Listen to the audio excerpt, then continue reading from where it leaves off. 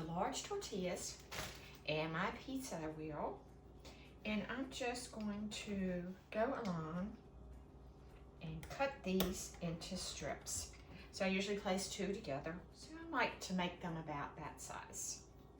That's what 2 large tortillas yield. I normally do 4. Pour on a little olive oil. Toss these until they're well coated in oil. I'm going to sprinkle about a half a teaspoon of salt. After I toss these, I let them sit for 3 or 4 minutes and soak up the oil and make sure they're all well covered. Let's place these on a baking sheet.